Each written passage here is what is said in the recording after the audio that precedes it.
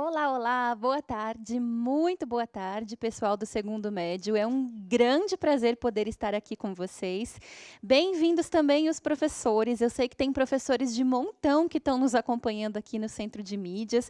Quero também recebê-los com muito prazer, com muita honra também. Aqui eu me dirijo a vocês agora nesse momento dessas aulas remotas que a gente está vivenciando. É, Tem sido um momento bem diferente, tanto para vocês, estudantes que estão aí em casa, quanto para nós, estudantes, nós, professores, que estamos aqui no estúdio. A gente está em frente à câmera, né? Então é um aprendizado para a gente não tem mais os rostos de todos os alunos, as reações para a gente ir se guiando. Então a gente passa mais tempo em frente à tela da câmera e vocês aí em casa passam mais tempo em frente à telinha do celular ou do computador ou da televisão, seja lá como vocês estão acompanhando as nossas aulas. Então, é um palmilhar contínuo, é um aprendizado que a gente vai fazendo juntos e tendo essas novas descobertas a respeito de como fazer acontecer da melhor forma possível essa nova forma de se relacionar com o aprender e com o ensinar. Então, é um momento em que vocês, estudantes, estão se habituando, se acostumando, e é um momento em que nós, professores, da mesma forma, tal qual os estudantes, estamos também aprendendo e nos habituando e ainda tateando para tentar descobrir de que forma é mais legal, é mais produtiva essa nova relação. Né? Então, pensando nisso, antes da gente começar a nossa aula de hoje, eu queria conversar com vocês a respeito de algumas dicas para um melhor aproveitamento da aula. Então, a primeira coisa, gente, é assim, são quase 6 horas da tarde. Eu imagino que tenha gente que tenha passado o dia inteiro na cama. Ou até que tenha gente que esteja deitada agora na cama, no sofá, né? Então, eu quero convidá-los a sair da cama, saiam do sofá, gente. Porque quando a gente está deitado, quando a gente está de pijama, parece que o corpo e a mente não ficam muito dispostos, nem tem muito vigor para realizar aquilo a que a gente se propõe. Então, saiam da cama, sentem-se, tentem ficar numa posição confortável. Se estiverem acompanhando pelo celular, tentem deixar numa base fixa para não ficar todo torto também segurando, não ter dor nas costas. A ideia, mais ou menos, é que a gente tente criar uma rotina meio similar àquela que a gente tinha quando a gente ia presencialmente para a escola. Então, se a gente fosse para a escola, a gente teria uma rotina, não é? A gente ia tomar banho, ia se trocar, enfim, ia deixar o nosso corpo e a nossa mente ativos, prontos para aquele dia. Então, se a gente puder, nesse sentido, manter um pouco dessa rotina, eu acho que é uma ideia bacana. Uma outra coisa diz respeito a como estudar. Né? Porque, do mesmo jeito que cada professor tem um estilo e um jeito diferente de dar aulas, cada estudante também tem um estilo e um jeito diferente de assistir às aulas. E eu acho que esse é um momento super legal para você descobrir qual é o seu estilo, qual é o seu jeito de assistir a aulas, para que seja mais produtivo para você, mais frutífero. Então, é legal se você puder, se você já não fez isso, né? Eu sei que tem muita gente que fez, mas se você puder separar um canto aí na sua casa, um pedacinho da mesa, se você tiver um espaço no seu quarto, na cozinha, enfim, em que você possa separar, deixar já os seus materiais prontos, o caderno, livros que você, porventura, venha a utilizar, caneta, lápis, borracha, enfim, todos os materiais que você utilizaria efetivamente se você tivesse ido presencialmente à escola. É legal se você deixa esse espacinho separado, né? Porque ali você mantém os seus registros, deixa tudo organizado. E é assim, gente, eu acho que ter uma postura como essa é até revolucionário se a gente for pensar do ponto de vista de que o mundo, a vida, colocou perante a gente um problema para a gente lidar e a gente precisa reagir ante a esse problema. E reagir de uma maneira que nos traga mais benefícios, que nos traga mais usufrutos, é a maneira ideal. Não é assim? Então, aí, nesse sentido, eu queria começar um pouco a nossa aula contando para vocês uma anedota que ninguém sabe se aconteceu de verdade, mas que eu gosto muito de acreditar que tenha efetivamente acontecido, e que é o seguinte. Houve um grande estudioso italiano chamado Antonio Gramsci, e é possível que alguns de vocês já tenham ouvido falar dele. Ele é muito conhecido dentro do campo da filosofia, das teorias sociais, né? O fato é que o Gramsci, ele passou algum tempo da vida dele preso, porque ele foi detido devido à sua postura antiditatorial no período do governo fascista do Benito Mussolini na Itália. Um dos períodos da vida dele que ele passou preso corresponde o tempo entre 1929 e 1935. Então, ele fica numa sequência direta, 6 anos preso na Itália.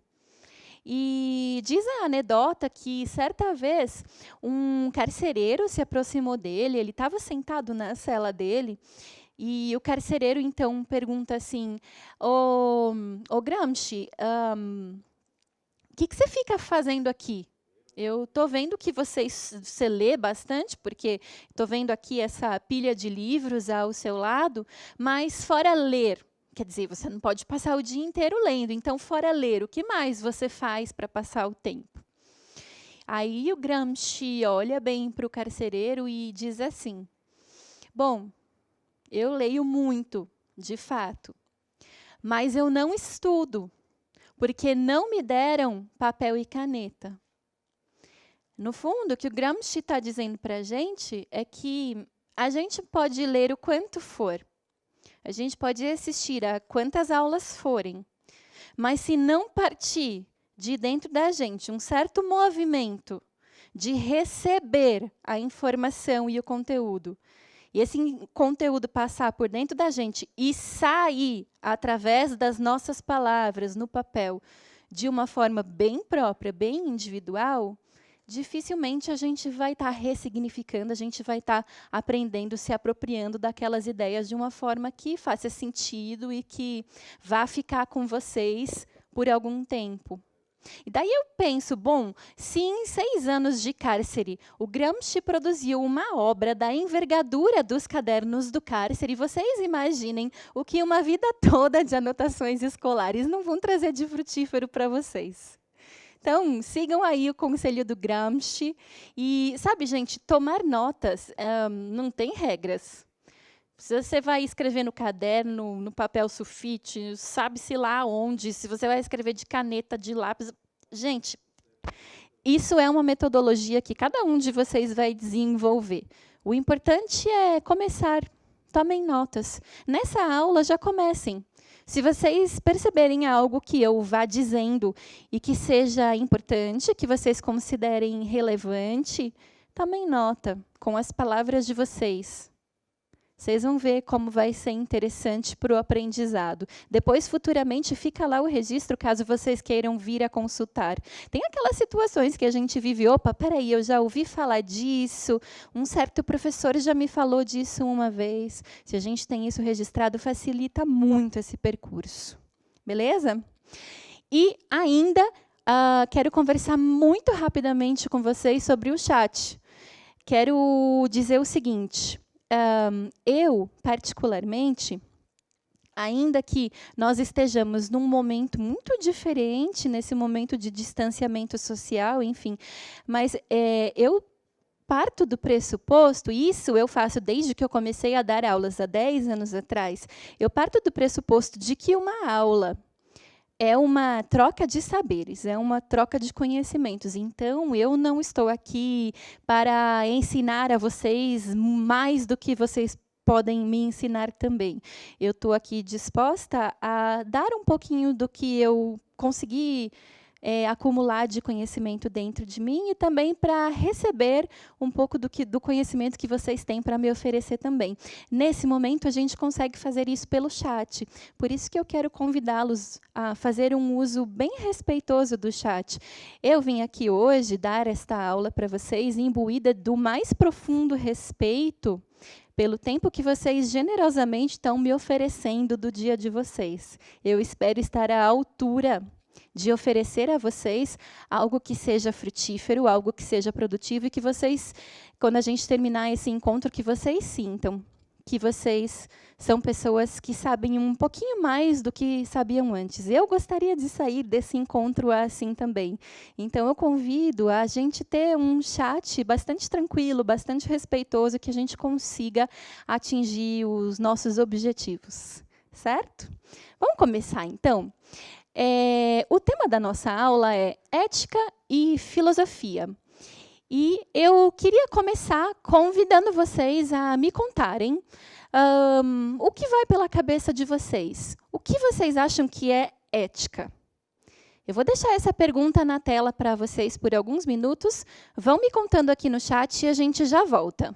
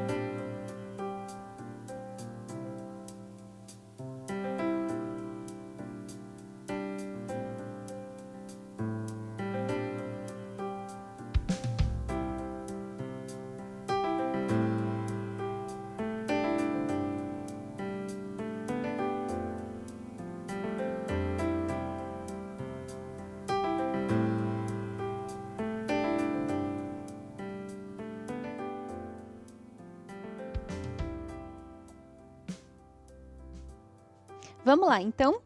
Primeiro, quero agradecer muitíssimo pela participação de vocês no chat. Vocês me deram aqui um monte de coisa para pensar, mas eu anotei as respostas que mais apareceram, né?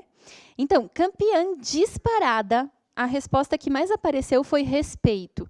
A pergunta era, na sua opinião, o que é ética? Muita gente assemelhou ética e associou ética com respeito, né?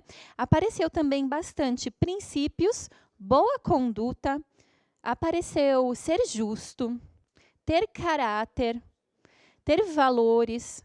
Foram todas coisas que apareceram quando eu perguntei a vocês, na opinião de vocês, o que é ética. Então, para a gente conseguir começar a trilhar um caminho em direção a essa resposta, a gente pode apelar para uma tática que é sempre muito interessante quando a gente se depara com um novo conceito ou com uma nova palavra ou quando a gente não sabe muito bem o significado de alguma coisa. Essa tática se chama etimologia.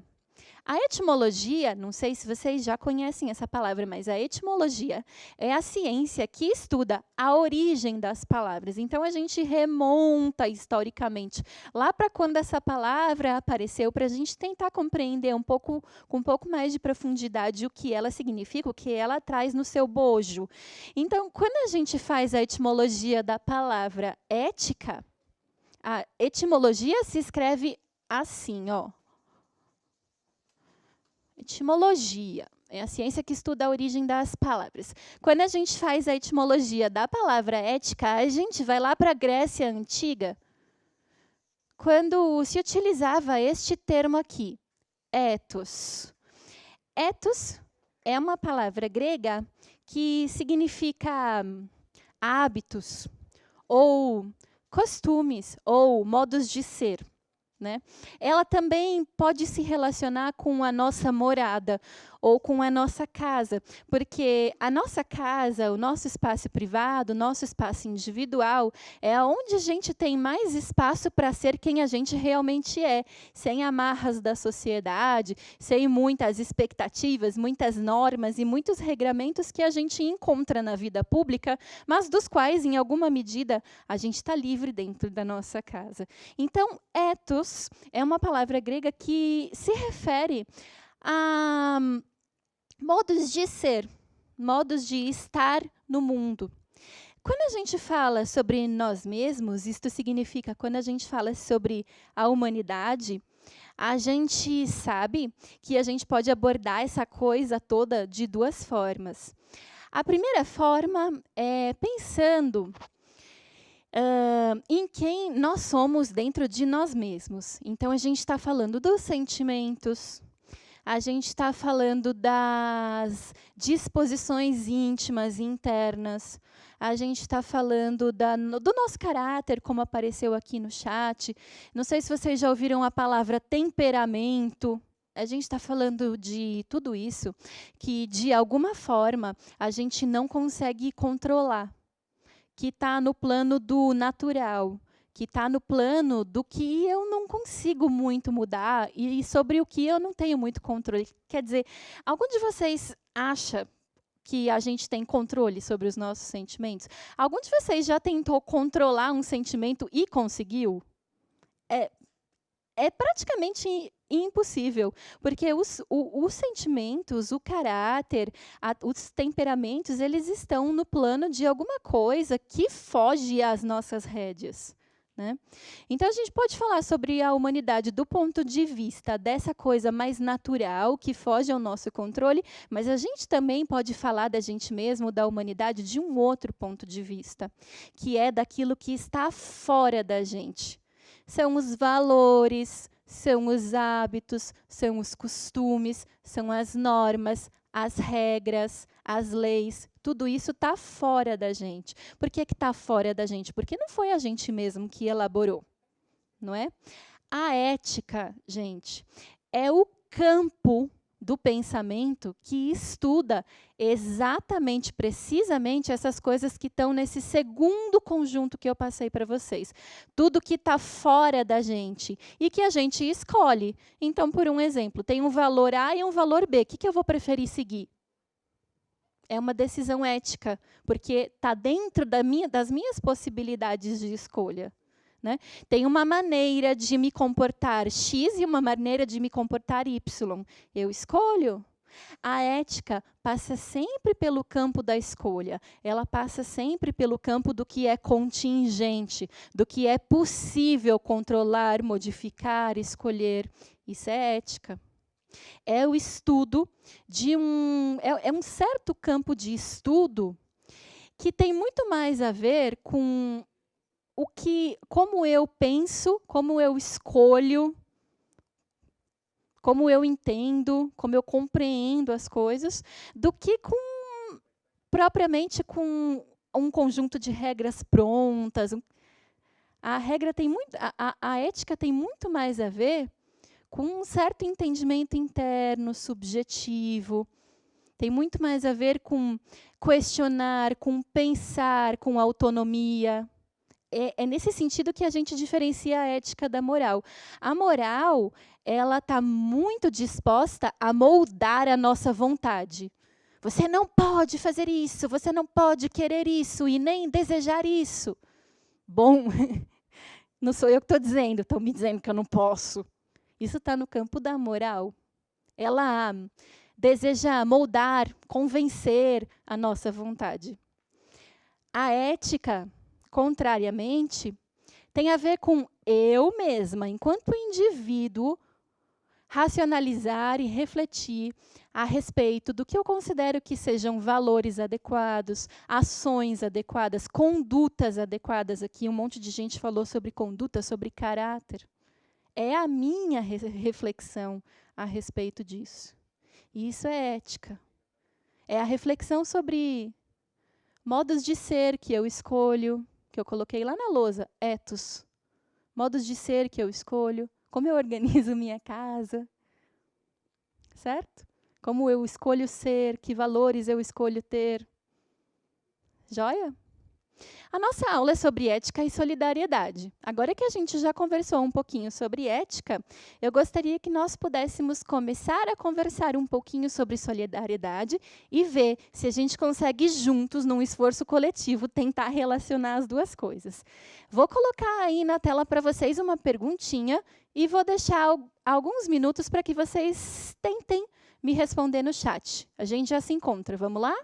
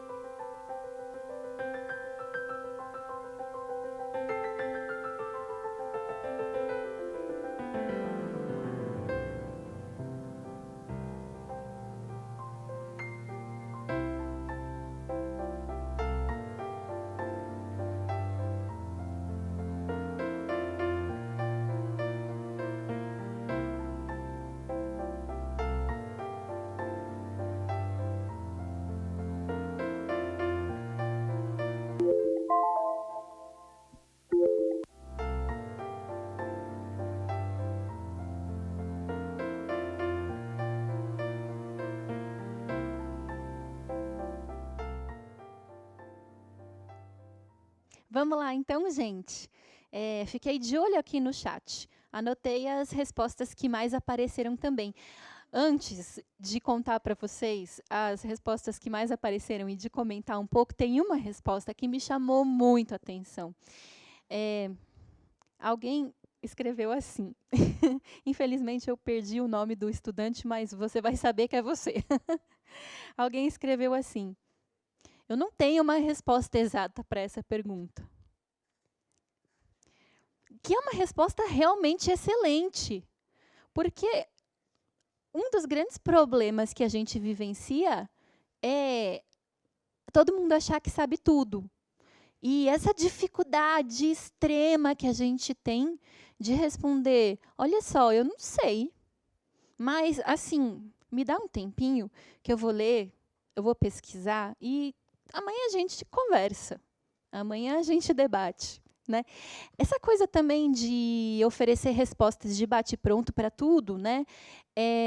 Ela talvez não seja tão produtiva, né? Então, essa resposta aqui, ó, não tem uma resposta exata, ela foi muito boa.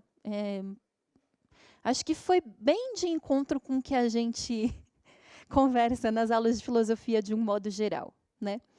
Aí, as respostas que mais apareceram foram altruísmo. Altruísmo apareceu bastante, lembrando que a pergunta era, na sua opinião, o que é solidariedade? Apareceu muito a empatia, a caridade. Aliás, a caridade, eu vou conversar um pouquinho com vocês sobre isso. Gentileza apareceu com bastante intensidade também, e apareceu diversas vezes a humildade. Então, essas foram respostas que vocês ofereceram à pergunta que eu fiz. O que é solidariedade? Nessa linha do que a gente fez agora há pouco, em que convidei vocês para fazer a etimologia da palavra, quando a gente estava falando sobre ética, eu vou convidar vocês novamente a fazer a etimologia da palavra solidariedade. A etimologia de ética, ela vinha do grego ethos. E a etimologia da palavra solidariedade vem de outra língua, tão antiga quanto, que é o latim. Então, a palavra solidariedade vem do latim sólidos. Bom, quando a gente lê a palavra sólidos, o que vem na nossa cabeça é exatamente isso que ela significa na língua portuguesa. O que é sólido? É uma coisa segura, é uma coisa concreta, uma coisa que nos traz segurança. E era justamente esse o sentido original da palavra quando ela apareceu lá na Roma Antiga, e ela era um preceito do direito. Vocês devem saber que o direito romano é hoje um dos cânones do direito que mais inspiram os direitos ao redor do mundo nos diferentes países, inclusive aqui no Brasil. A gente segue a escola de direito que se denomina romana, né? Mas o que era esse sólidos, esse princípio do direito lá na Roma Antiga? Era o que se chamava de lei insolidum. O que significava isso? Responsabilidade e dever para com todos. Porque uma coisa sólida é uma coisa composta de todas as suas partes, sem nenhuma faltando. Sabe aquela frase, um por todos, todos por um? Em um certo sentido, era essa a ideia que fundamentava o direito romano baseado no obligatio in solidum, que era a obrigação de todos para com todos. Essa é a origem da palavra solidariedade. E ela faz todo o sentido se a gente pensa na acepção que a gente tem hoje, né? Vários de vocês colocaram no chat ajudar o próximo, caridade, altruísmo. Está bem dentro da origem etimológica mesmo da palavra. Um por todos, todos por um, sólido, uma lei sólida que envolve todos, sem faltar nenhum, porque se falta algum, não é sólido, não é maciço. Agora, tem uma segunda origem dessa palavra, que também vem do latim, mas que é um pouquinho posterior. Aqui a gente está falando do entendimento dessa palavra na Roma antiga, e tem um segundo entendimento que é de uma certa tradição judaico-cristã. Então, a partir do advento do cristianismo, né? Essa segunda etimologia, ela também vem da língua latina. E aí, solidariedade viria da palavra latina caritas. Eu acho que alguns de vocês já ouviram falar. Caritas é uma palavra latina que está diretamente relacionada com o que, no português, a gente chama de caridade. Então, essa ideia da cristandade, né, a origem latina, judaico-cristã do termo, tem a ver com essa atitude da empatia, do altruísmo, do se colocar no lugar do outro, do oferecer a mão a quem tem necessidade, conseguir perceber quem é que tem necessidade, porque é todo um outro passo, gente. Primeiro, a gente tem que parar de olhar só para o nosso umbigo e conseguir voltar o olhar para o próximo, para o outro. Para daí sim conseguir perceber que, opa, pode ser que haja indivíduos que tenham uma necessidade maior que a minha. Pode ser que eu tenha condições de ajudar estes outros indivíduos com coisas que não vão me fazer falta, mas que a eles, neste momento, fazem falta. Essa é a noção cristã de caridade, e é a noção que surge lá na etimologia da palavra caritas. Bom, muito tempo depois, a gente tem hoje uma certa noção de solidariedade que está relacionada com Estado e governo.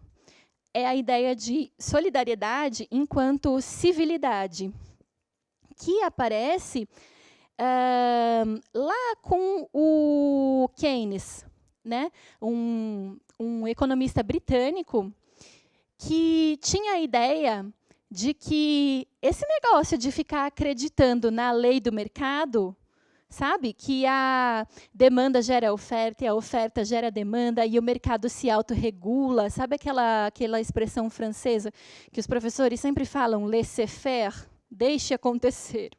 Deixe acontecer, o mercado se autorregula. O Keynes critica isso. Aliás, no final da Segunda Guerra Mundial, o Keynes passa a ser muito respeitado enquanto proposta de macroeconomia, e as suas ideias passam a ser adotadas por vários países na Europa pós-Segunda Guerra Mundial, porque vocês sabem, gente, uma guerra mundial destrói um país, mas duas, a Europa saiu completamente destroçada, economicamente, politicamente, socialmente.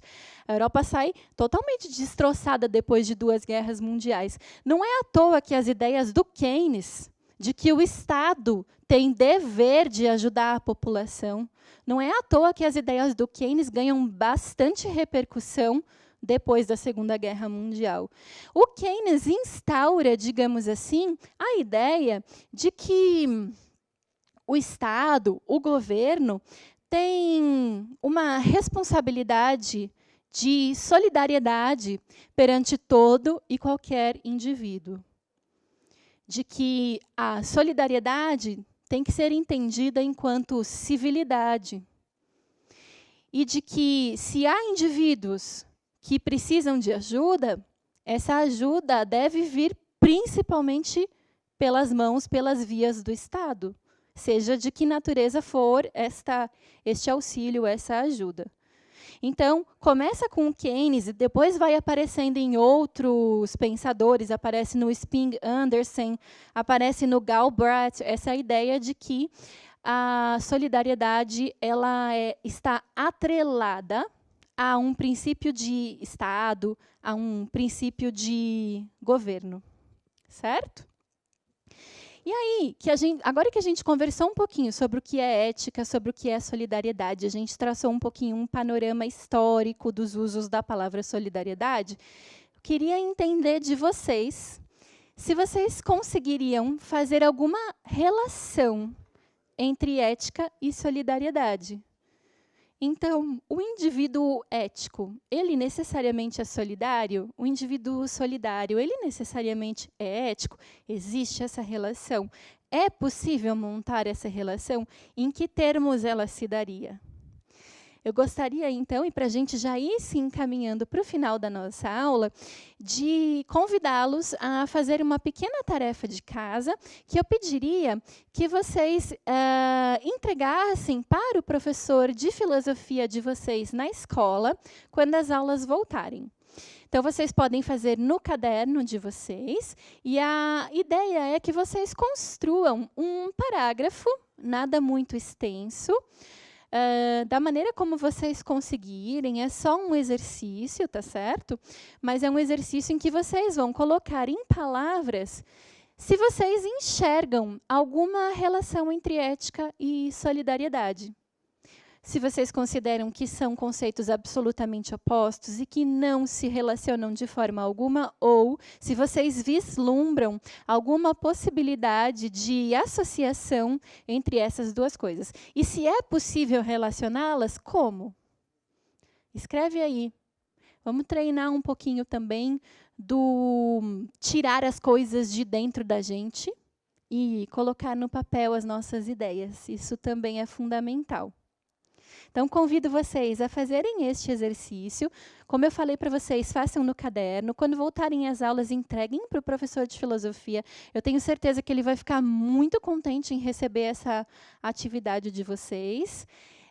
Para além disso, também é uma maneira de vocês documentarem, de vocês pensarem um pouquinho sobre as coisas que a gente conversou hoje, de vocês tentarem ressignificar e compreender um pouquinho melhor o que a gente viu hoje.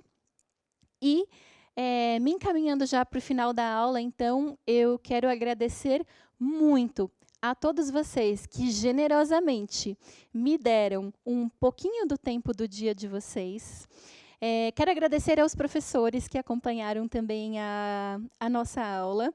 E o meu desejo mais profundo é de que eu tenha podido oferecer a vocês algo que tenha estado à altura do que vocês merecem, vocês estudantes merecem aí em casa. Espero que a gente termine essa aula entendendo um pouquinho mais do que a gente entendia antes. Espero ansiosamente pelos próximos encontros que teremos. Tenham uma excelente semana e até mais.